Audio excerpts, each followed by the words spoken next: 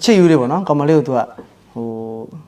သူကြံစီရင်းနဲ့မှသူတကယ်ချစ်သွားပါတော့သစ္စာနဲ့တာစီရင်မှာဆိုတဲ့စရဏလေးပေါ့နော်အဲ့ဒါလေးကျွန်တော်ရိုက်ခုနေဖြစ်ပါတယ်မာနဲ့အဲ့ကျွန်တော် character နာမည်ကတော့အဲ့ကားထဲမှာစက်ကြော်ပေါ့နော်စက်ကြော်ဆိုတဲ့ကောင်လေးတယောက်ပေါ့နော်အချစ်ယူလေးပေါ့နော်ကောင်မလေးကိုသူကဟိုသူကြံစီရင်းနဲ့မှသူတကယ်ချစ်သွားပါတော့အဲ့လိုမျိုး character လေးပါ